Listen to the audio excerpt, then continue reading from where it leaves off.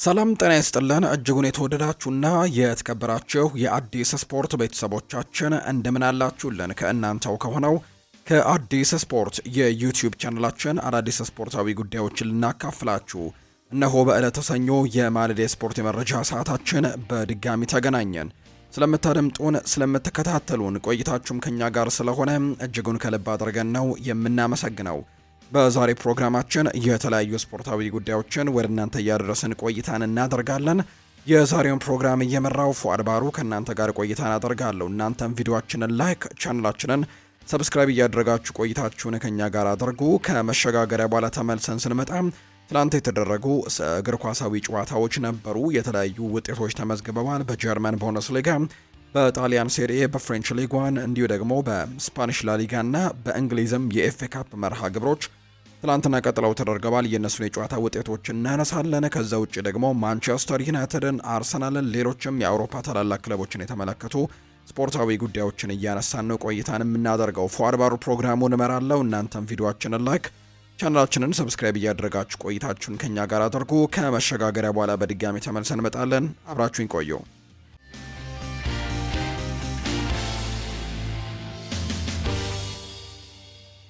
የሀገር ውስጥ መረጃን በማስቀደም ነው የዛሬ ፕሮግራማችንን የምንጀምረው። ለክለብ ያስቆጠርኩት ጎል ለኢትዮጵያ ለሀገሬ ቢሆን ደስታዬን ልገልጸው አልችልም ብሏል ከነአን ማርክነህ ነው ይህን ሀሳብ የሰጠው። በኦማን ሊግ ጥሩ የውድድር ዓመትን እያሳለፈ የሚገኘው ኢትዮጵያዊው ከነአን ማርክነህ በተከታታይ ጨዋታዎችም ጎል እያስቆጠረ ቡድኑንም አሸናፊ ማድረጉን ነው አሁንም የቀጠለው። ከነአን ቡድኑ አልሸባብ ትላንትና ምሽትም 4-1 በሆነ ውጤት ሲያሸንፍ 2 ጎሎችን ከመረብ ጋር ማሳረፍ ችሎ እንደነበር ነው የተመለከትነው። ተከታታይ ጎሎችንም እያስቆጠረ ነው። በአጠቃላይ በኦማን ሊግ 15ኛ ጎሉ ሆኖ ነው የተመዘገበበት። 12ቱ ደግሞ በሊጉ ብቻ የተቆጠሩ ናቸው። 3 ደግሞ ለግብ የሆኑ ኳሶችን አመቻችቶ አቀብሏል። አሁን ላይ በኦማን ሊግ ሁለተኛ ከፍተኛ ግብ አስቆጣሪ ሆኖ እየመራ ጭምር ነው የሚገኘው። የኦማን ቆይታውን የሚገርምና አሪፍ ጊዜ ሲል የገለጸው ከነአን ማርክነህ ብዙ ነገሮችን ራሴ ላይ በማስተካከሌም እዚህ ደረጃ ላይ ልደርስ ችያለሁ ሲል ነው ሀሳቡን የተናገረው። ለሊጉ ኮከብ ጎል አስቆጣሪነት እየተፎካከረ የሚገኘው ከነአን ከመሪው በ2 ጎሎች ብቻ አንሶ ሲገኝ ይህን የማሳካት ህልም እንዳለው ጭምር ነው የተናገረው። ዘንድሮ በኦማን ሊግ ኮከብ ግባግቢና የአመቱ ምርጥ ተጫዋች የመባል ህልምም አለኝ ሲል ነው ከነአን ማርክነህ ጨምሮ የሚናገረው። የኦማን ሊግ ስኬቱን በዋሊያዎቹ መለያ መድገም እንደሚፈልግም ነው ተጫዋቹ የሚናገረው። ለኢትዮጵያ ብሔራዊ ቡድን ለሀገሬ 1 ጎል ማስቆጠር በኦማን ሊግ ካሉኝ ጎሎች ሁሉ ደስታው እጥፍ ነበር የሚሆነው። ለሀገሬ እንዲሁ እያገባሁኝ ቢሆን በእርካታውን ልገልጽላችሁ አልችልም ሲልም ጭምር ነው የተናገረው። ሀገሬን በምፈልገው ደረጃ ላይ አገልግያለሁ ብዬ አላስብም። እግር ኳስ የቡድን ጨዋታ ቢሆንም ሀገሬን በምችለው ሁሉ ግን ለማገልገል አሁንም ዝግጁ ነኝ ብሏል። በኦማን ሊግ ጥሩ ጊዜያቶችን እያሳለፈ የሚገኘው ኢትዮጵያዊ አጥቂ ከነአን ማርክነህ ነው ይህንን ሀሳብ እየሰጠው። የኢትዮጵያ ፕሪሚየር ሊግ ጥቂት መረጃዎችን ደግሞ እናንሳ። የኢትዮጵያ ፕሪሚየር ሊግ መርሃ ግብሮች ትላንትናም ቀጥለው ተደርገዋል። ሸገር ከተማ ቅዱስ ጊዮርጊስን 1-0 በሆነ ውጤት ያሸነፈበት ውጤት ትላንትና ተመዝግቧል። የሸገር ከተማን የማሸነፊያ ግብም ቢኒያም ፍቅሩ ነው ማስቆጠር የቻለው። በሌላ ጨዋታ መቻልና ወልዋሎ አዲግራት ዩኒቨርሲቲ መርሃ ግብራቸውን አድርገው 0-0 በሆናቸው ውጤት ነው ጨዋታቸውን ያጠናቀቁት። ወላይታ ዲቻ ትላንት ሲዳማ ቡናን አሸንፎታል። ወላይታ ዲቻ ከሲዳማ ቡና ጋር ያደረጉትን ጨዋታ የ3-1 ድልን ነው ወላይታ ዲቻዎች ማስመዝገብ የቻሉት። የወላይታ ዲቻን የድል ግቦችም ኪዳን ያሰፋ፣ መልካሙ ቦጋልና ያሬድ ደርዛ ሲያስቆጥሩ በቅርቡ ከቅዱስ ጊዮርጊስ ወደ ሲዳማ ቡና የተቀላቀለው አቤል ያለው በውድድር ዘመኑ ያስቆጠረውን የሊግ ግብ 9 ያደረሰበትን ጭምር ጎል ትላንትና ማስቆጠር ችሏል። አቤል ያለው ተቀይሮ በመግባት ለአዲሱ ክለቡ ሲዳማ ቡና የመጀመሪያ ጎሉን አስቆጥሯል። በአጠቃላይ በፕሪሚየር ሊግ 9 ጎሎችን በማስቆጠር ኮከብ ግባግቢነቱን አቤል ያለው እየመራ ነው የሚገኘው። ወላይታ ዲቻ ያስመዘገበውን ወሳኝ ድል ተከትሎ ከወራጅ ቀጠናው መውጣትም ችሏል። ሲዳማ ቡና ከ5 ጨዋታዎች በኋላ የተሸነፈ ሲሆን በውድድር ዓመቱ 3ኛ ሽንፈቱን ነው በአጠቃላይ ያስመዘገበው። በሌላ ጨዋታ ኢትዮ ኤሌክትሪክ ኢትዮጵያ ቡናን 2-1 በሆነ ውጤት እንዲሁ አሸንፈዋል። ለኢትዮ ኤሌክትሪክ ግቦቹንም ናትናኤል ዱባልና ፓትሪክ ሲምቦነ ማስቆጠር ሲችሉ ለኢትዮጵያ ቡና ሐምዛ ሱልጣን ነው ኳስና መረብን ማገናኘት የቻለው። በዚህም ሲዳማ ቡና በ42 ነጥቦች ሊጉን በአንደኝነት እየመራ እንደሚገኝ ጭምር ነው የተረጋገጠው። ወደ ውጭ ሀገር ስፖርታዊ መረጃዎቻችን በቀጥታ እናምራ። ትናንትና የተደረጉ ጨዋታዎችን በማስቀደም ጀምር። የእንግሊዝ የኤፍኤ ካፕ መርሃ ግብሮችን ነው የምንመለከተው። የተወዳጁ እንግሊዝ ፕሪሚየር ሊግ የዚህ ሳምንት መርሃ ግብሮች እንደሌሉ ይታወቃል። በተለይ የእንግሊዝ የኤፍኤ ካፕ መርሃ ግብሮች ቅዳሜ እንዲሁ ዕለተ አርብና እሁድ ቀጥለው እየተደረጉ መሆናቸውን ተከትሎ የተወዳጁ የእንግሊዝ ፕሪሚየር ሊግ መርሃ ግብሮች የሉም። ነገር ግን ትናንትና በእንግሊዝ የኤፍኤ ካፕ 3 ጨዋታዎች ቀጥለው ተደርገዋል። ከነዚህ መካከል ፉላም በሜዳው ክራቨን ኮቴጅ በሻምፒዮንሺፕ በሚሳተፈው ሳውዝሃምፕተን 1-0 ተሸንፎ ከውድድር ውጭ ሆኗል። የማርኮ ሲልቫ ቡድን ሳውዝሃምፕተንም ደግሞ የትላንትናውን የአምስተኛ ዙር ጨዋታ ማሸነፉን ተከትሎ ወደ ሩብ ፍጻሜው መቀላቀሉን እያረጋገጠ ቡድን ሆኗል። ሌላኛው ፖርት ቫለ እና ሰንደርላንድን መርሃ ግብራቸውን አድርገው ፖርት ቫለም ሰንደርላንድን ጨዋታውን 1-0 በማሸነፍ ፖርት ቫለ ወደ ቀጣዩ ዙር ማለፋቸውን ያረጋገጡ ሆነዋል። ፖርት ቫለ አዲስ ታሪክም ነው ጭምር መጻፍ የቻሉት። በእንግሊዝ የኤፍኤ ካፕ መርሃ ግብር ፖርት ቫለ ሰንደርላንድን 1-0 በሆነ ውጤት በማሸነፍ ወደ ቀጣዩ ዙር አልፈዋል። ይህንን ተከትሎም ከ1954 በኋላ ለመጀመሪያ ጊዜ የኤፍኤ ካፕ ሩብ ፍጻሜ ላይ ደርሰዋል። ፖርት ቫሌም በእንግሊዝ 3ኛ ዲቪዥን ደረጃ ሰንጠረዥም የመጨረሻ ደረጃ ላይ የተቀመጠ ክለብ ነው። ወይም ከዛም ደግሞ ጭራሽ ለመውረድ ከጫፍ የደረሰ ቡድን እንደሆነ እየተገለጸ ነው። ነገር ግን ትላንትና ሰንደርላንድን አሸንፎ በእንግሊዝ የኤፍኤ ካፕ ግን ወደ ቀጣዩ ወደ ሩብ ፍጻሜ ማለፋቸውን ያረጋገጠ ቡድን ሆነዋል። በኤላንድ ሮድ ሊድስ ዩናይትድ እና ኖርዊች ሲቲ ጨዋታቸውን አድርገው የዳንኤል ፈርከ ቡድን 3-0 በማሸነፍ እሱም ወደ ቀጣዩ ዙር ማለፉን ያረጋገጠ ቡድን እንደሆነ ነው ትላንትና የተመለከትነው። በአጠቃላይ ግን አርሰናል፣ ሊቨርፑል፣ ቸልሲ፣ ማንቸስተር ሲቲ፣ ሳውዝሃምፕተን ከዛ ውጭ ፖርት ቫለ እና ሊድስ ዩናይትድ እስካሁን ሩብ ፍጻሜውን መቀላቀል የቻሉ ያረጋገጡ ቡድኖች እንደሆኑ ነው የሚያሳየው መረጃ የወጣው። የጣሊያን ሴሪን እንመልከት። በጣሊያን ሴሪ ትናንትና በርከት ያሉ ጨዋታዎች ናቸው የተደረጉት። በጣም በጉጉት የሚጠበቁ ጨዋታዎችም ጭምር እንደነበሩ እናስታውሳለን። ትናንትና በጣም በጣሊያን በርካቶች የሚጠብቁት የደርቢ ዴላ ማዶኒና ጨዋታ ወይም ደግሞ የኤሲ ሚላን እና የኢንተር ሚላን ጨዋታ ጭምር ትላንትና የተደረገ እንደነበር ተመልክተናል። ትላንትና ሲጠበቅ የነበረው ጨዋታ እሱ ነው በጣሊያን ሴሪ። ቀደም ብሎ ግን ከዛ በፊት ሊቼ ክሮሚኔንሴን 2-1 አሸንፏል።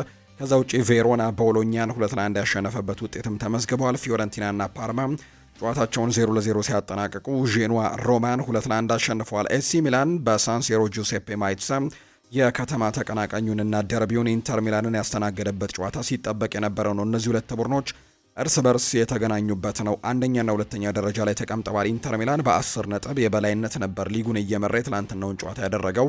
በአንጻሩ ኤሲ ሚላን ደግሞ በርከት ያሉ ጨዋታዎችን በዚህ ውድድር ዓመት ሳይሸነፍ የተጓዘ ቢሆንም ነገር ግን ተደጋጋሚ ያመጣቸው የአቻ ውጤቶች ወይም የነጥብ መጣል ውጤቶች ደግሞ ከመሪው ኢንተር ሚላን በ10 ነጥብ ዝቅ እንዲል አድርጎት እንደነበር የምናስታውሰው ነውና በተለይ ዘንድሮ በአውሮፓ ውድድሮች ላይ አለመኖሩ በትኩረት እንዲያደርግ ውድድሩን አድርጎታል። ነገር ግን ሁለተኛ ደረጃ ላይ ነው የተቀመጠውና ይጠበቅ ነበር። የትላንትናው ጨዋታ በሳንሴሮ ጁሴፔ ማይትሳ የተደረገ መርሃ ግብር ነው።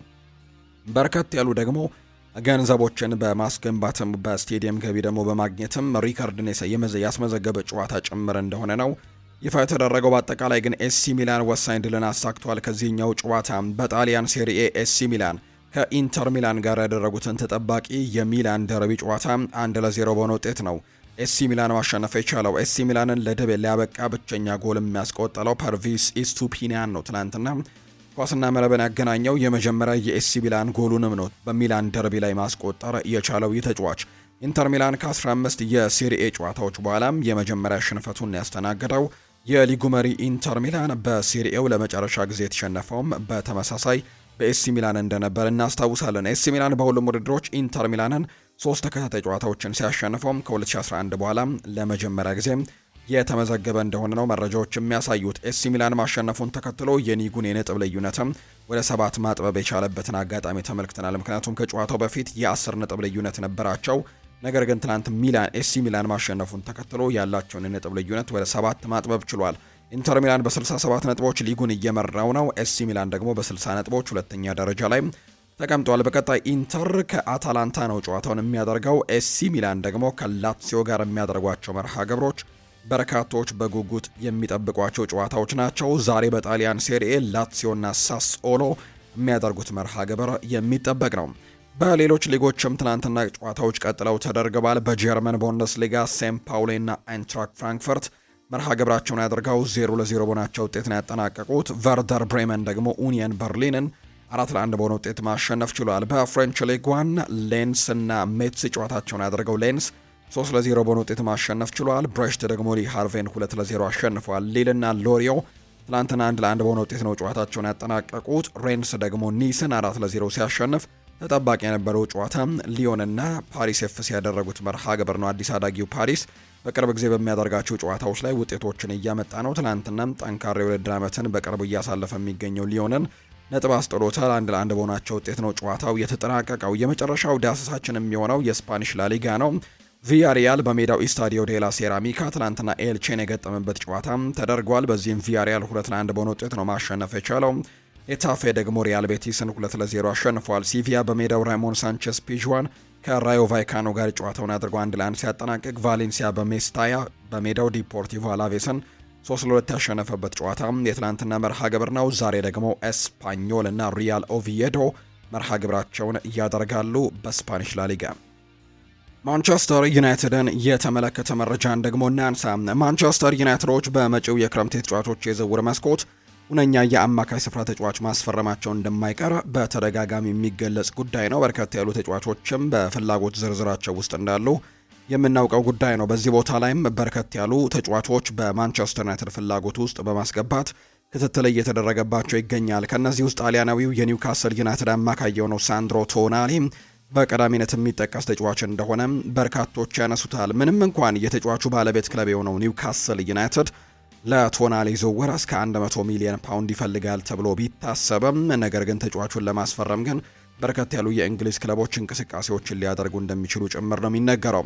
ተጫዋቹ ግን በዚህ የክለቡ አቋም ደስተኛ እንዳልሆነና በክረምቱ የዝውውር መስኮትም ክለቡ ባልተጋነነ ዋጋ እንዲሸጠው ነው የሚፈልገው ተብሏል። ምክንያቱም ከፍተኛ ገንዘቦች የሚጠየቁ ከሆነ ተፎካካሪ ክለቦችን ያርቅበታል ተብሎ ነው የሚታሰበውና ያንን ነገር ተጫዋቹ የወደደው አልመሰለም።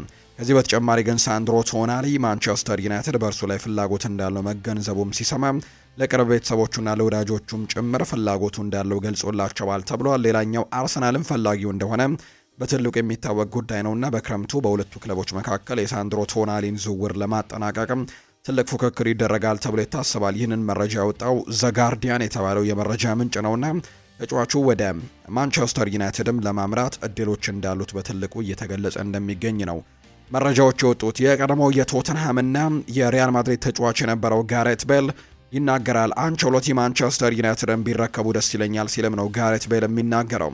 የቀድሞው የሪያል ማድሪድ ታሪካዊ ተጫዋች የሆነው ጋሬት ቤል አንቸሎቲ በክረምቱ የዩናይትድ አሰልጣኝ እንዲሆኑ እንደሚፈልግ ነው የገለጸው። ቤል ስለ ነገሩ ሲያብራራ በጣም ውጤታማ ይሆናሉ ብዬ አስባለሁ። እሱ ማኔጀር ብቻ ሳይሆን ኮችም ጭምር ነው። ታክቲካዊ ስራዎችንም መስራት የሚችል አይነት ሰው አድርጌ ነው የምመለከተው።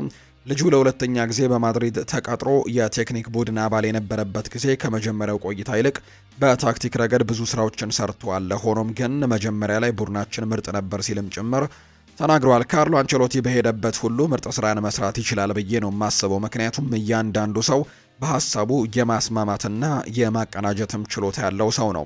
እንደ ማንቸስተር ዩናይትድ ያሉ ደግሞ ታላላቅ ክለቦችም ስታቀና ደግሞ በወቅቱ ውጤታማ ሆኖ አልሆኑምም ጥሩ ተጫዋቾች ይኖሩሃል። ለምሳሌ ዩናይትድ ባለፉት ጥቂት ሳምንታት ጥሩ እየተጫወቱ ቢሆንም ከዚያ በፊት ግን ጥሩ አልነበሩም። ቢሆንም ግን ጥሩ ተጫዋቾች እንዳላቸው ግን ሁሉም ሰው የሚመሰክረው ነው። አንቸሎቲ ከተጫዋቾች የተሻለውን ብቃት ማውጣት ይችላል፣ እንዲሁም ነገሮችንም ያቀላል። አሁን ላይ በማይክል ካሪክ ስር የምታየውም ይህንኑ ነገር ነው ሲልም ጭምር ነው ጋሬት ቤል የሚናገረው። ካሪክ የቀድሞው አሰልጣኝ ያደረጋቸው የነበሩ ብዙ ነገሮችን እየቀላቀለና እያስቀረ ነው፣ ውጤት እያስመዘገበ ነው። የአንቸሎቲን ብልህነት ደግሞ ይህ ነው። ከተጫዋቾች የተሻለውን ብቃት ማውጣት፣ ነገሮችን ቀላል ማድረግ የሚችል አይነት አሰልጣኝ ነውና ማንቸስተር ዩናይትድ ይህንን ድንቅ አሰልጣኝ ቢቀጥረው በጣም ደስ ይለኛል ሲልም ነው ጋሬት ቤል ሀሳቡን እየተናገረው። ፓትሪስ ኤቭራ ስለ ኮቢ ማይኖ ይናገራል። ከኮቢ ማይኖ ጋር ተነጋግሬ ነበር። እሱ በጣም ትውት ሰው ነው፣ እናም ጎበዝ እግር ኳስ ተጫዋች ነው። በእሱና በሩበን አሞሪም መካከል ምን እንደተፈጠረም በጭራሽ አላውቅም። የኔ ጉዳይ ስላልሆነም ጠይቄው አላውቅም። አሁን ላይ ተጨማሪ የጨዋታ ጊዜን እያገኘ በመሆኑ ደስተኛ ሆኛለሁ ብሏል። ፓትሪስ ኤቭራም ስለ ኮቢ ማይኖ ሲናገር እሱ የእንግሊዙ ምርጡ ተጫዋች ነው፣ ተሻሽሏል። ከሜዳ ውጭ ምን እየተከናወነ እንደነበር ግን አላውቅም። አሁን ግን በብዛት እየተጫወተ ነውና ይህም ለማንቸስተር ዩናይትድ፣ ለእንግሊዝ ብሔራዊ ቡድን እንዲሁም ለኮቢ ማይኖና ለቤተሰቡም ጭምር መልካም መረጃ ይመስለኛል ብሏል። ወንድሙ ኮቢ ማይኖን ነጻ አውጡት ወይም ፍሪ ኮቢ የሚል አይነት ጽሑፍም ያለበት ቲሸርት ለብሶ እንደነበር አስታውሳለሁ ሜዳ ላይ። ከእንግዲህ ያንን መልበስ እንደማያስፈልገው ተስፋ አደርጋለሁ። ኮቢ በጥሩ ሁኔታ ላይ ነው የሚገኘው፣ ወደሚገባውም ከፍታ መድረስ እንዳለበትም ጭምር አስባለሁ ሲልም ጭምር ነው ፓትሪስ ኤቭራ የቀድሞ ማንቸስተር ዩናይትድ ተጫዋች የተናገረው። ኮትዲቫራዊው ያን ዲያማንዴ እጅግ በጣም በርከት ያሉ ፈላጊዎች ያሉ ተጫዋች እንደሆነ ይታወቃል። በክረምቱ የዝውውር መስኮት በትልቁ በዝውውር ገበያ ላይ እንቅስቃሴ ይደረግባቸዋል ተብሎ ከሚጠበቁ ተጫዋቾች አንደኛው ነው። በጀርመን ቡንደስሊጋ ድንቅ ብቃቱን እያሳየ የሚገኘው ዲያማንድ በመጪው ክረምት ከአርቢ ላይፕዚግ ይለቃል ተብሎ ይጠበቃል። የበርካታ ትልልቅ ክለቦችም አይን ተጥሎበታል። ጥሩ ፊዚካሊቲ እንዳለው ይነገራል። ፈጣን ድሪብለር ነው። ጎል የማስቆጠር እድሎችን መፍጠር የሚችል አይነት ትልቅ አቅም ያለው በጣም ታዳጊ ወጣት ተጫዋች ነው። በዚህ ዓመት በቡንደስሊጋ ብቻ 10 ጎሎችን ማስቆጠር እንደቻለም ተመልክተናል። የካቲት ወር የቡንደስሊጋው ምርጡ ተጫዋች ተብሎ የተመረጠውም ይኸው ተጫዋች ነው። አርቢ ላይፕዚግ ከኦግስበርግ ጋር ባደረገው ጨዋታም 2-1 ባሸነፈበት ጨዋታ ላይፕዚግ ወደ ጨዋታው እንዲመለስም ያገዘውን የአቻነት ጎል ትናንትና ማስቆጠር የቻለው እሱ ነው። በዚህ ጨዋታ ላይም የጨዋታው ኮከብ ሽልማቱን ጭምር ማሸነፍ ችሏልና በመጪው ክረምት ከአርቢ ላይፕዚግ የሚለቅ ከሆነ መዳረሻው የእንግሊዝ ክለቦች እንደሚሆኑ ነው በርካቶች የሚጠብቁት። ከፈላጊዎች ውስጥ ሊቨርፑል እና ማንቸስተር ዩናይትድ ደግሞ ቀዳሚዎቹ እንደሆኑ ይነገራል። በተለይ ላይፕዚግ ለዝውውሩ በትንሹ 80 ሚሊዮን ዩሮ አካባቢ እንደሚቀበል ነው የሚነገረው። ማንቸስተር ዩናይትዶች የግራ ክንፋቸውን ቦታ ደግሞ የሚያስተካክሉበት ወይም ደግሞ እዛ ቦታ ላይ በጥሩ ሁኔታ የሚጠቀሙበት ተጫዋች የሚያስፈርሙ ከሆነ ዲያማንድ የመጀመሪያ ምርጫቸውን በማድረግ ወደ ኦልድ ትራፎርድ ለማምጣትም ትልቅ እንቅስቃሴ እንደሚያደርጉ ነው የሚጠበቀው። ሌላኛው የሚነሳው ጉዳይ ደግሞ ዌስት ብራውን ማንቸስተር ዩናይትድ አደም ዋርተንን እንዲያስፈርምና ከኮቢ ማይኖ ጋር እንዲያጣምሩትም ምክሩን ለግሷቸዋል። አደም ዋርተን በጣም ነው የምወደው ሲልም ነው ዌስት ብራውን የሚናገረው። ባለፈው ዩናይትድ ከክሪስታል ፓላስ ጋር ሲጫወትም ትኩረት ሰጥቼ ተመልክቼዋለሁ። ኳስ ሲይዝ በጣም ድንቅ አይነት ተጫዋች ነው። ተጫዋቹ ማስፈረም ከቻሉ ለማንቸስተር ዩናይትድ ትልቅ አቅም ይሰጣል ብዬ አስባለሁ። እሱና ኮቢ ማይኖ በጣም ምርጥ ጥምረትን ሊፈጥሩ ይችላሉ። ስለዚህ እነዚህ ሁለት ተጫዋቾች በአንድ ላይ እንዲጫወቱ ማድረግ አለባቸው ማንቸስተር ዩናይትዶች። በዝውውር መስኮቱ አደም ዋርተንን ማምጣት አለባቸው ሲል ነው የቀደመ የማንቸስተር ዩናይትድ ተጫዋች የሆነው ዌስት ብራውን የሚናገረው። የማንቸስተር ዩናይትድን የዝውውር መረጃዎች ደግሞ አጠራጣሪ ያሉትን መረጃዎች እንንገራችሁ። ዩናይትድ ማርከስ ራሽፎርድን ለመተካት የኮሞን ኮከብ የሆነው ሄሱስ ሮድሪጌዝን በአይነ ቁራኛ እየተከታተለ እንዳለ መረጃዎች ወጥተዋል። ሄሱስ ሮድሪጌዝ ስፔናዊው የመስመር ተጫዋች በሴስ ፋብሪጋስ በሚመራው ኮሞ ቤትም እጅግ አስደናቂ ተጫዋች መሆኑን ነው ኤክረም ኮኑር መረጃውን ያጋራው። ማርከስ ራሽፎርድ ደግሞ በባርሴሎና በውሰት እየተጫወተ የሚገኝ ሲሆን ባርሴሎና የ26 ሚሊዮን ፓውንድም የቋሚ ዝውውር መብቱን በመጠቀም በካምፕኑ እንዲቆይም ለማድረግ ውሳኔ ሰጥተዋል የተባለው። ይህንን የ20 ዓመት ተሰጥኦ ማለትም ሄሱስ ሮድሪጌስን ለማስፈረም ግን ዩናይትድ ብቸኛው አይደለም። ማንቸስተር ሲቲ እና አርሰናልም ፍላጎት እንዳላቸው ይነገራል። ስለዚህም ይህንን ተጫዋች ለማስፈረም ትልቅ ፉክክር ይኖራል ተብሎ ይታሰባል። እንደ መጋቢት 2026 መረጃዎች ከሆነ ኮሞ ለተጫዋቹ ዝውውርም እስከ 55 ሚሊዮን ዩሮ እየጠየቀ እንደሚገኝ የሚያሳዩ መረጃዎች ናቸው እየወጡ የሚገኙት። የመጨረሻ የማንቸስተር ዩናይትድ መረጃችን እናደርገውና ማንቸስተር ዩናይትድ የባርሴሎናውን ተጫዋች የሆነውን አሌሃንድሮ ባልዴ ጋር ስሙ ሲያያዝ ነበር። ይሁን እንጂ ባርሴሎና ባልዴ ትልቅ አቅም ያለው የቡድን የወደፊት ተስፋ አድርገው እንደሚመለከቱት ነው መረጃዎች እየወጡ የሚገኙት። አሁን ላይ ባርሴሎና አሌሃንድሮ ባልዴን ለማንቸስተር ዩናይትድ አሳልፎ የመስጠት ሀሳብ እንደሌለው ግን መረጃዎች ይወጣሉ። ማንቸስተር ዩናይትድ በበኩሉ በቦታው ፓትሪክ ዶርጉን በማስፈረማቸው አሁን ቡድናቸውን ማጠናከራቸው የሚታወቅ ነው። ዩናይትዶች ቀጣይ ክረምት ላይ የክንፍ ተጫዋችና የመሃል ሜዳ ተጫዋች ይፈልጋሉ ተብሎ ይጠበቃል። የክረምቱ የዝውውር መስኮት ለማንቸስተር ዩናይትድም ጥልቅ ስራዎች ወይም ትልልቅ ስራዎች የሚሰሩበት እንደሆነ ነው ፋብሪዚዮ ሮማኖ መረጃውን እያጋራ እንደሚገኝ ዘገባዎቹ የጠቆሙት።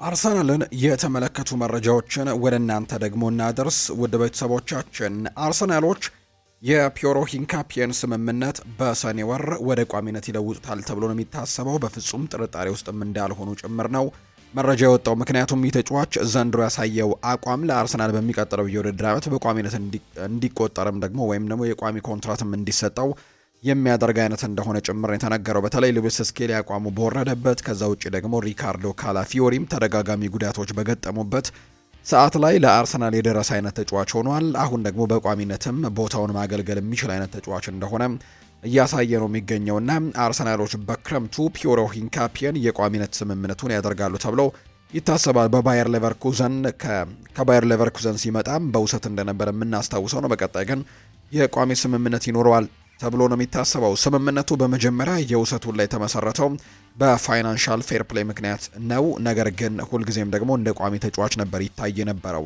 ይህም ቀደም ሲል ከነበረው ስምምነት ጋር ከዳቪድ ራያ ስምምነት ጋርም ተመሳሳይ አይነት መንገዶች እንደሆኑ ጭምር ነው በርካቶች እያነሱ የሚገኙት።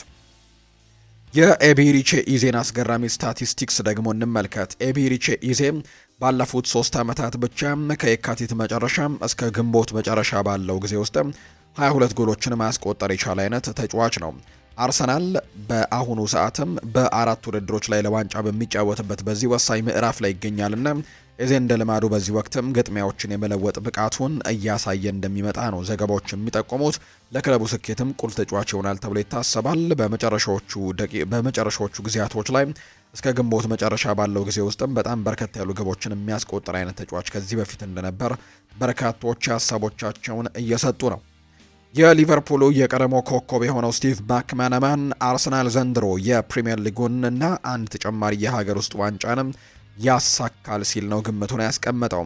ይህን አስተያየት የሰጠውም በለንደኑ ክለብ ደጋፊዎች ዘንድ ትልቅ መነቃቃትን እንደፈጠረ ጭምር በርካቶች ያነሳሉ። ይህንን ግምት ዝም ብሎ የመጣ ሳይሆን በአሁኑ ሰዓት አርሰናል እያሳየ ከሚገኘው ወጥ የሆነ አቋም ጋር በመያያዝ እንደሆነም ነው ስቲቭ ማክማናማን የሚናገረው። አርሰናሎች በጣም ጥሩ ጊዜን እያሳለፉ ነው ሲል ጭምር ይናገራል። የአርሰናል የዘንድሮ የዋንጫ ጉዞ ልዩ የሚያደርጉ ቡድኑ በአሁኑ ሰዓትም በታክቲክ ዲሲፕሊን ላይ ያለው ለማንኛውም አይነት ቡድንም ማሸነፍ የሚችልበት አይነት ደረጃ ላይ መሆኑን ጭምር ነው ማክማናማን የሚናገረው። ከዚህ በፊትም ሌሎችና ጋሪ ኔቭል ጭምር ከዛ ውጭ ሌሎቹም ተጫዋቾች የቀድሞ ተጫዋቾች አሁን በተንታኝነት እያገለገሉ የሚገኙት ዘንድሮ አርሰናል ማንቸስተር ሲቲን ጭምር ሊያሸንፈው የሚችል በሜዳው ጭምር አርሰናልን ማንቸስተር ሲቲ ሊያሸንፍ የሚችልና ዋንጫውን ደግሞ ማምጣት የሚችል አይነት ቡድን እንደሆነ አድርገውም እንደሚገምቱት ከዚህ በፊት ሲነገር እንደነበር የምናስታውሰው ጉዳይ ነው። ፓሪስ ሰን ዠርሜን አሁንም የብራድሊ ባርኮላን የውል ማራዘም በተመለከተ እየሰራ ሲሆን የክንፍ ተጫዋቹ ክለቡን ለመልቀቅም እንዳላሰበ ጭምር ነው የተነገረው። በሌላ በኩል ደግሞ ክቪቻ ክቫራትስኬሊያ እይታ አንጻርም እስከ ዛሬ ድረስም ፓሪስን ለመልቀቅ ፍላጎት እንደሌለውና በፓሪስ ጥሩ ስሜት እንደሚሰማው ነው የተነገረው። ስለዚህም ደግሞ ብራድሊ ባርኮላ አሁንም ቢሆን ከዛ ክለብ ይለቃል ተብሎ አይታሰብም። ሊቨርፑልና አርሰናል ደግሞ የዚህ ተጫዋች ፈላጊዎች እንደነበሩ የሚታወስ ጉዳይ ነው። ስለዚህ በቀጣይ ይህንን ተጫዋች ለማስፈረም እድላቸው ጠባብ ሊሆን እንደሚችል ነው በርካቶች ግምቶቻቸውን እየሰጡ የሚገኙት። የሊቨርፑል ጉዳዮችን እናንሳ። ሊቨርፑልን በድጋሚ ማሸነፍ እንችላለን ብለዋል የጋላታሳራዩ ምክትል ፕሬዝዳንት የሆኑት አብዱላህ ካሹክ ናቸው ይህንን ሀሳብ እየሰጡት። ሊቨርፑልን ማሸነፍ እንደሚችሉ ተናግረዋል። ሊቨርፑል ከዚህ በፊት አሸንፈነዋል ያሉት ኃላፊው አሁንም ማሸነፍ እንደምንችል እናምናለን በማለትም ጭምር ሀሳቡን ሰጥቷል። የቡድኑ ግብ ጠባቂ ሁጋርቺያን ቻኪር በበኩሉ ደግሞ ከደጋፊዎች ጋር ሆነን ሊቨርፑልን ሳንቸገር ማሸነፍም እንፈልጋለን ሲልም ጭምር ሀሳቡን የሰጠው ሌላኛው ሰው እንደሆነ ጭምር ነው መረጃዎች እየወጡ የሚገኙት። የአሌክሲ ማካሊስተር ወላጅ አባትና ወኪል የሆኑት ካርሎስ ማካሊስተር የውል ማራዘሚያ ወሬዎችን በተመለከተ በርከት ያሉ ጉዳዮችን እያነሱ ይገኛሉ። ውሉን ለማደስ ከሊቨርፑል ጋር ምንም አይነት ድርድር አላደረግንም ሲሉ ጭምር ነው የተናገሩትና በሚቀጥለው ጊዜያት ኮንትራታቸው ሊያልቁ ከሚችሉ ተጫዋቾች መካከል በእርግጥ በቅርብ የሚያልቅ አይነት ኮንትራት አይደለም፣ ነገር ግን ትልልቅ የሚባሉ የአውሮፓ ክለቦች ለምሳሌ ያክል ትልቁ ሪያል ማድሪድ ይህንን ተጫዋች ለማስፈረም ፍላጎት እንዳለው ይታወቃል። እሱንም ዶሚኒክ ሶቦስላይንም ጭምርና እነዚህን ተጫዋቾች ኮንትራታቸውን እንዲያራዝሙ ደግሞ በትልቁ ፍላጎት እንዳላቸው ይታወቃል። ነገር ግን የአሌክሲ ማካሊስተር ወላጅ አባት ግን ምንም አይነት ወኪልም እንደሆኑ ይታወቃል። ምንም አይነት የኮንትራት ንግግር እስካሁን ከሊቨርፑል ጋር እንደሌለ ጭምር ነው ያረጋገጡት። አንድሪው ሮበርትሰን ይናገራል። በእርግጥ ከቶተንሃም ሆትስፐርስ ጋር በእኔ ላይ ፍላጎት እንደነበር ግልጽ ነው። ከሁለቱ ክለቦች ጋርም ውይይት ተደርጎ ነበር። ነገር ግን ውሳኔ እዚህ መቆየትን እፈልግ ነበር። በሊቨርፑል ቆየሁም፣ ውሳኔውም ያ ነው ሲልም ጭምር ነው አንድሪው ሮበርትሰን ሀሳቡን የሰጠው። ውይይቶች በእኔና በክለቡ መካከል ብቻ እንደሚቀሩ ሁልጊዜ የምናገራለሁ። በይፋ ለህዝብ የሚነገሩ አይመስለኝም። የዛ አይነት ጉዳዮችም አይደሉም። ከሪቻርድ ሂውስ ከማይክ ጎርደን እና ከማይክ ኤድዋርድስ ጋርም ድንቅ ግንኙነት አለን። ከነዚህ ሰዎች ጋርም ግንኙነት ነበረኝ። እነሱም ናቸው ክለቡን ያመጡኝ። እኔም ደግሞ ማንነቴን እንድገነባ ረድተውኛል። ስለዚህም በመካከላችን በጣም ግሩም የሆነ ግንኙነት ነው ያለው። ለእነሱ ካለኝ ክብርና እነሱም ለኔን ካከበሩኝ አንጻር ንግግሮች በሚስጥር ነው የሚከናወኑት። ውሳኔ ላይ ስንደርስና በኮንትራቴ ላይ 3 ወራት ብቻ ሲቀሩኝ ደግሞ ለእናንተ ለጋዜጠኞችም ይፋ የሚደረግ ነገር ሊኖር ይችላል ሲልም ነው የተናገረው። የቸልሲን መረጃዎች ደግሞ ወደ እናንተ እናደርስ ውድ ቤተሰቦቻችን። ከቸልሲ ጋር በተያያዘ ሀሳቡን የሰጠው አሌሃንድሮ ጋርናቾ ነው የመጀመሪያው። ለፓሪስ ሰን ዠርሜኑ ጨዋታ ዝግጁ ነን ብለዋል። በዚህ ሳምንት የአውሮፓ ቻምፒየንስ ሊግ ተጠባቂ ጨዋታዎች ከነገ ጀምሮ እንደሚደረጉ ይታወቃልና በጣም ተጠባቂ የሚባሉ ጨዋታዎች ናቸው ያሉት። ከነዚህ መካከል ፓሪስ ሰን ዠርሜን እና ቼልሲ የሚያደርጉት ጨዋታ እጅግ በጉጉት ይጠበቃል። በክረምቱ በዓለም ክለቦች ዋንጫ የፍጻሜ ጨዋታ ላይ ይህንን ጨዋታ ተመልክተን እንደነበረና ቼልሲ ፓሪስ ሰን ዠርሜንን 3-0 በሆነ ውጤት አሸንፎት እንደነበር እናስታውሳለን። ይሄኛው ጨዋታ ደግሞ አሁን በአውሮፓ ቻምፒየንስ ሊግ በድጋሚ የሚጠበቅ መርሃ ግብር ሆኗል። ለፓሪስ ሰን ዠርሜኑ ጨዋታ ዝግጁ ነን ብሏል አሌሃንድሮ ጋርናቾ ሲናገር። ሰሞንኛ አቋሙ በጣም ጥሩ የሚባል ነው። በተለይ በቅርቡ ከትላንትና በስቲያ ያደረጉት የኤፍኤ ካፕ መርሃ ግብር ላይ ደግሞ በጣም ጥሩ የሚባለውን አቋሙን ሬክሳም ላይ አድርጎ እንደነበር እናስታውሳለንና ለፓሪስ ሰን ዠርሜኑ ጨዋታም ዝግጁ ነን ሲልም ጭምር ነው አሌሃንድሮ ጋርናቾ የሚናገረው። የቼልሲው የፊት መስመር ተሰላፊ የሆነው ጋርናቾ ቡድናቸው ፓሪስ ሰን ዠርሜንን ለማሸነፍ ዝግጁ መሆኑን ይናገራል። በቀጣይ አገግመን ለፓሪስ ሰን ዠርሜኑ ጨዋታ ብቁ እንሆናለን ሲልም ጭምር ነው ጋርናቾ የተናገረው። አክለውም የሚያሸነፍ ቡድን አለን፣ ፓሪስ ሰን ዠርሜንን ለማሸነፍም ጥረት እናደርጋለን ሲልም ነው በጨዋታው ጉዳይ ላይ ሀሳቡን የሰጠው። ቼልሲ ከፓሪስ ሰን ዠርሜን ጋር ሮብ ምሽት ነው የአውሮፓ ቻምፒየንስ ሊግ ተጠባቂ ጨዋታቸውን እንደሚያደርጉ የሚታወቀውና በጣም ተጠባቂ ጨዋታ ይሆናል ተብሎ ይታሰባል። ከዚህ ጨዋታ ጋር የማያይዘው ጋርናቾ እናሸንፋለን ሲል ነው ግምቱን ያስቀመጠው። ሊያም ሮስኒየር ይናገራሉ። ጃው በጣም በፎርም ላይ ያለ ተጫዋች ነው። እኔ እንደማስበው ከሆነ እሱ ኳሱን ሲይዝና ወደ ተከላካይ መስመር እየገፋ ሲመጣ ሁሉም ሰው የሆነ ነገር ሊፈጥር እንደሚችል የሚያውቁ ይመስለኛል ብለዋል። ስለ ዣው ፔድሮ ሲናገር እሱ ድንቅ ተጫዋች ነው። እናም ለኛ ደግሞ ሮብ በፓሪስ ትልቅ ሚና ይኖረዋል ብዬ ስላሰብኩኝም የሚጫወትበትን ደቂቃ መቆጣጠር ነበረብኝ ብሏል ሊያም ሮስኒየር ጨምረው ሲናገሩ። ሌላኛው ሊያም ሮስኒየር ያነሱት ሀሳብ ተጫዋቾቹ ማንም ደግሞ በሜዳ ላይ ቢሆን እንኳን ለኔ የሚያሳዩት ነገር በጣም ጥሩ መንፈስና እምነት እንዲሁም የእግር ኳስ ጨዋታዎችን ለማሸነፍም ያለን ቁርጠኝነት ነው ሲልም ጭምር ይናገራል። አሁንም ግን መስራት መቀጠል አለብን፣ ማገገምም ይኖርብናል፣ ምክንያቱም በሮቡ ትልቅ ጨዋታ ላይ ይኖረናል፣ ስለዚህም ለዚያ መዘጋጀት ይኖርብናል ሲልም ነው ሊያም ሮስኒየር ከፓሪስ ሰን ዠርሜን ጋር ስለሚደረገው ጨዋታ የተናገሩት። የዌስትሃም ዩናይትዱ የቀድሞ ኮከብ የሆነው አልሃጂ ዲዩፍ ይናገራል። አክሰል ዲሳሲ ለቼልሲ ተጫውቷል፣ ስለዚህ ሊጉን ጠንቅቆ ያውቀዋል። ለረጅም ጊዜ ሳይጫወት መቆየቱ በጣም አስደንቆኛል። ወደዚህ ሲመጣ እሱ ምን አይነት ማሽን እንደሆነ እያስመለከተ ነው ብሏል። በዌስትሃም ዩናይትድ ቤት እየተሰለፈ ስለሚገኘው አክሰል ዲሳሲ ሲናገር ቼልሲ ይህንን ተጫዋች እንዴት እንደማያሰልፈው ይገርመኛል ሲልም ጭምር ነው የተናገረው። የቀድሞ የፓሪስ ሰን ዠርሜን ኮከብ የሆነው ኤሪክ ይናገራል። ቼልሲ ለፓሪስ ሰን ዠርሜን ሕይወትን ከባድ ለማድረግም የሚያስፈልጉት ሁሉም አይነት ብቃቶች እንዳሏቸው አውቃለሁ። ጨዋታው ከባድ እንደሚሆን ምንም ጥርጥር የለውም።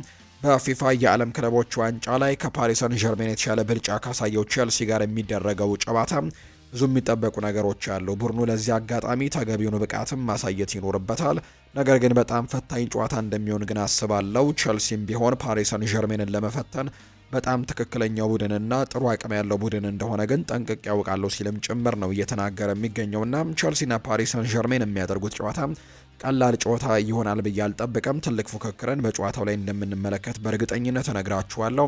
ከዛ ውጭ ደግሞ ቼልሲን ፓሪስ ሰን ዠርሜንን ለማሸነፍም ሁሉም አይነት ምርጥ አቋሞች ያሉት ሲልም ጭምር ነው ሀሳቡን እየሰጠም የሚገኘው ኤሪክና በቀጣይ የእነዚህ ሁለት ቡድኖች ጨዋታ ለተረቡ የሚደረገው ጨዋታ በትልቅ ጉጉት እንደሚጠበቅ ነው በርካቶች ሀሳቦቻቸውን እያነሱ የሚገኙት።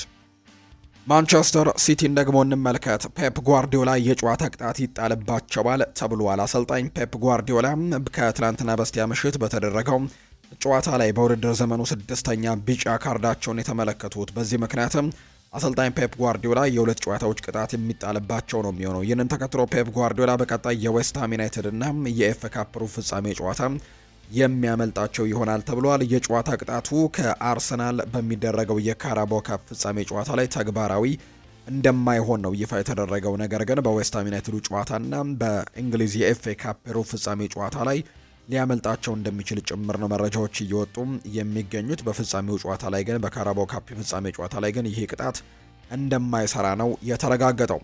ፔፕ ጓርዲዮላ ይናገራል። ቲጃኒ ራይንደርስ 3 ጎሎችን ሊያስቆጥር ይችል ነበር በዛ ጨዋታ ላይ።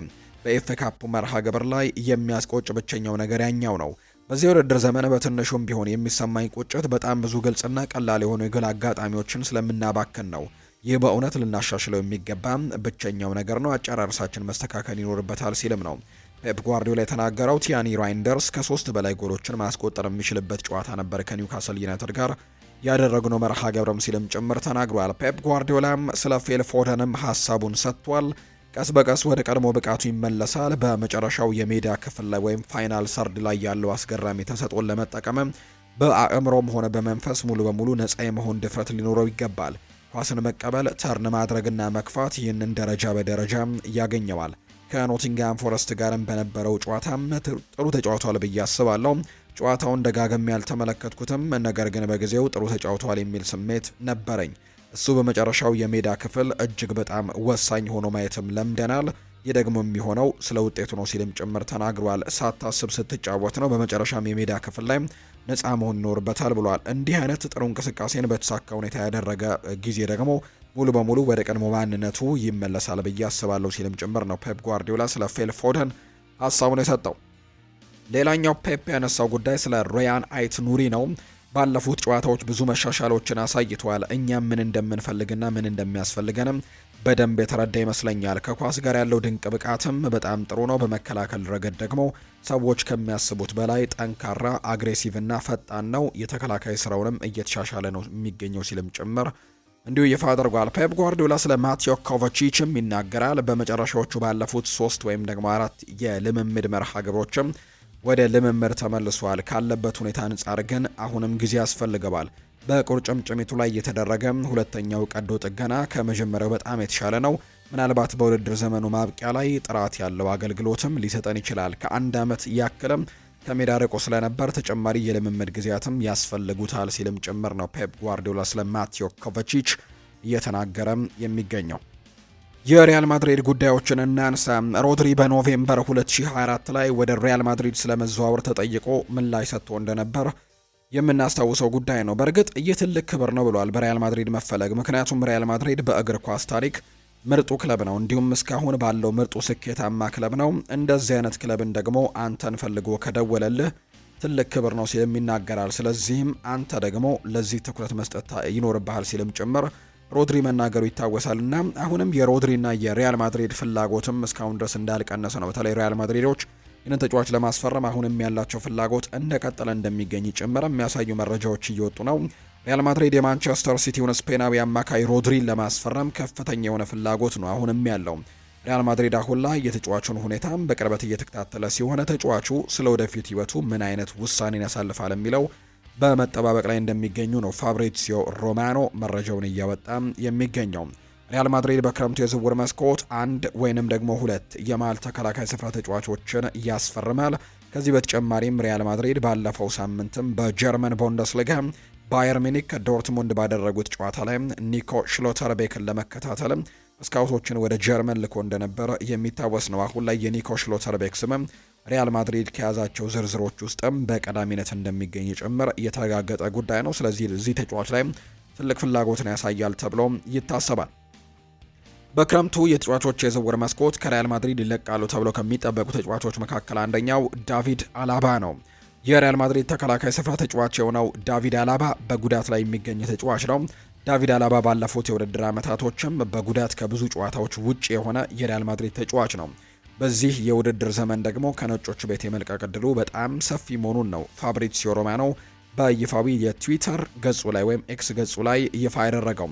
ፋብሪዚዮ ሮማኖ በገጹ ላይ እንዳስቀመጠው ከሆነ ዳቪድ አላባ በዚህ ክረምት ቡድኑን ይለቃል፣ ይህንን አረጋግጣለሁ ሲልም ጭምር ነው የተናገረውና ተደጋጋሚ ጉዳቱ ለሪያል ማድሪድ ግልጋሎት አለመስጠቱ ደግሞ ተጫዋቹን ሊያሰናብተው እንደሚችልና ከክለቡ እንዲወጣ ሊያደርገው እንደሚችል መረጃዎች ወጥተዋል።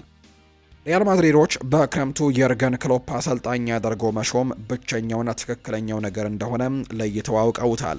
ክለቡ አሁን ላይ ከየርገን ክሎፕ ውጭ ሌሎች እጩዎችን መመልከት እንደማይፈልግ ነው የተናገረው። ነገር ግን አንዳንድ ዘገባዎች እንደሚጠቁሙት ከሆነ ግን አሁንም ቢሆን ኡናይ ኤምሪም እድል ሊኖራቸው እንደሚችሉ ይናገራሉ። ነገር ግን በአብዛኛው ግን ሪያል ማድሪዶች አሁን ላይ የርገን ክሎፕን ስለመቅጠር እያሰቡ እንደሚገኝ ነው የተገለጸው። አልቫሮ አርቤሎ በቲያጎ ፒትራቺ ላይ ሀሳብ እንዳለው ወይም ደግሞ እንደሚያምንበት ጭምር ይናገራል። የሪያል ማድሪድ ታዳጊ ተጫዋች የሆነውና በባለፈው የሴልታ ቪጎ ጨዋታ ላይ ጥሩ ብቃትን እያሳየው ቲያጎ ፔትራቺ በብዙዎች አድናቆት እየተቸረው ነው የሚገኘው። ወጣቱ በአሁኑ ሰዓት በተሰጠው እድል ምክንያትም በሴልታ ቪጎ ጨዋታ ላይ የመሰለፍ እድልን ደቂቃ ማግኘቱ የሚታወስ ጉዳይ ነው። የሪያል ማድሪድ ጊዜያዊ አሰልጣኝም አልቫሮ አርቤሏ በተጫዋቹ ትልቅ እምነት ያለው ሲሆን በተጫዋቹ የወደፊት ዕጣ ፈንታ ላይም ወሳኝ ሚና የሚጫወት ሰው እንደሆነ ጭምር ይነገራል አርቤሏ። ስለዚህ ቲያጎ ፒትራቺ በአልቫሮ አርቤሏ የተወደደ ተጫዋች እንደሆነ ጭምር ተነግሯል። አርቤሏ ካለፈው የሴልታ ቪጎ ጨዋታም በኋላ ቲያጎ ፔትሮቺን አስመልክቶ አንዳንድ ሀሳቦቹን አጋርቶ ነበር። ተጫዋቹ ገና ታዳጊ ነው፣ ለእርሱ ይህ እድል ጥሩ ነው፣ ከዚህም በላይ ደግሞ ደቂቃዎች ይሰጠዋል፣ እርሱም ደግሞ በደንብ ያሳያል ሲልም ጭምር ነው የተናገረው። ተጫዋቹ ለመጀመሪያ ጊዜ በቤኔፊካው ጨዋታ ላይ እድል ካገኘ በኋላ ብቃቱ በጥሩ ሁኔታ መጨመሩ ምክንያቱም የክለቡ ዋና አካልም ተደርጎ እንደተወሰደ ጭምር ነው ዲያሪዮ አስ የተባለው የመረጃ ምንጭም ይፋ ያደረገው። ለዲያሪዮ አስ ዕለታዊ ጋዜጣ በመስራት ላይ የሚገኘው ጋዜጠኛ ሆሴ ፍሊክስ ዲያዝ እንደዘገበው ከሆነ ሪያል ማድሪድ የማንቸስተር ሲቲውን አማካይ ሮድሪጎ ሄርናንዴስ ካሳንቴን ማስፈረም እንደሚፈልግ ነው ይፋ ያደረገው።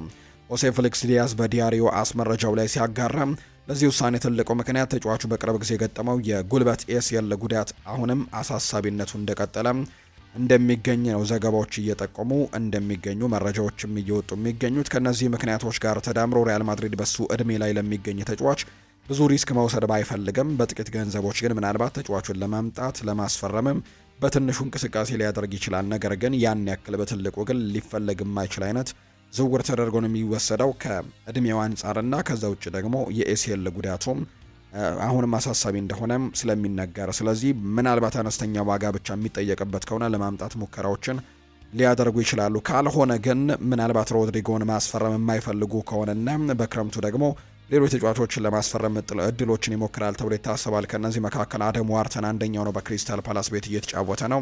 በርከት ያሉ ክለቦች ይህንን ተጫዋች ለማስፈረም ፍላጎት እንዳላቸው የሚታወቅ ጉዳይ ነው፣ ማንቸስተር ዩናይትድን ጨምሮ። ከዛ ውጪ ኬስ ሲሚትም እንዲሁ በሪያል ማድሪድ ዝርዝር ውስጥ የሚገኝ ሌላኛው የተጫዋች ስም እንደሆነ ይነገራል። እንዲሁ ደግሞ ቪታኒሃም የፓሪስ ሰን ዠርሜኑ ተጫዋችም በትልቁ የሚፈለግ ተጫዋች ነው። ምንም እንኳን ቪታኒሃ በቅርቡ በሚዲያ ላይ ወጥቶ ወደ የትኛውም ክለብ ማምራት እንደማይፈልግ ከፓሪስ ሰን ዠርሜን የምለቅበት ትክክለኛው ጊዜ አይደለም፣ በፓሪስ ሰን ዠርሜን መቆየት የምፈልግበት ነው ጊዜ ነው ማለቱ የሚታወስ ቢሆንም ነገር ግን በክለቡ መቆየትን ይፈልጋል ተብሎ ይታሰባልና ወደ ሪያል ማድሪድ የመምጣት እድሉ ጠባብ ሊሆን እንደሚችል ነው የተገመተው። ኤምባፔ በአውሮፓ ቻምፒየንስ ሊግ ከማንቸስተር ሲቲ ጋር በሚደረጉት ሁለት ወሳኝ ጨዋታዎች ለሪያል ማድሪድ ለመጫወት ፈቃደኛ ላይሆን ይችላል። አሁን ቅድሚያ የሚሰጠው ጉዳይ ሙሉ ለሙሉ በማገገም ራሱን ለዓለም ዋንጫው ብቁ ማድረግ ሲሆን የፈረንሳይ እግር ኳስ ፌዴሬሽንም ኪሊያን ኤምባፔ በዓለም ዋንጫው በትክክለኛ የአካል ብቃት ላይ ሆኖ ማግኘት ዋናው ዓላማው እንደሆነ ነው የፈረንሳዩ የሚዲያ ሌኪፕ የተባለ የመረጃ ምንጭ ይፋ ያደረገው። ሪያል ማድሪድ የማሊያ አጋሩን ውል አራዝሟል። የሪያል ማድሪዶች ከኤምሬትስ አየር መንገድ ጋር ያለውን የማሊያ ላይ የስፖንሰርሺፕ ስምምነት በቅርቡ ሊያራዝሙ እንደሆነ ይፋ ተደርጓል። የስፖንሰርሺፕ ውል ስምምነቱም እስከ 2031 እንደሚያራዝሙ ነው የተነገረው። ሪያል ማድሪድ ከስምምነቱ አጠቃላይ 444 ሚሊዮን ዩሮ እንደሚያገኝም ማርካ ዘግቧል። የኤምሬትስ አየር መንገድ በየዓመቱ ለሪያል ማድሪድም 74 ሚሊዮን ዩሮም ክፍያ ይፈጽማል ተብሎ እንደሚታሰብ ነው መረጃዎቹ እየወጡ የሚገኙት። አልሜሪያ ትልቅ ለውጥ አሳይቷል። በቅርቡ 25 በመቶ ድርሻውን ለክሪስቲያኖ ሮናልዶ የሸጠው አልሜሪያ በክለቡ ከፍተኛ ለውጥ አሳይቷል። ክሪስቲያኖ ሮናልዶ ክለቡን ከገዛ ወዲህ በ10 ቀናት ውስጥ የአልሜሪያ ማህበራዊ ገጽም ተከታዮች በከፍተኛ ቁጥር ጨምረዋል።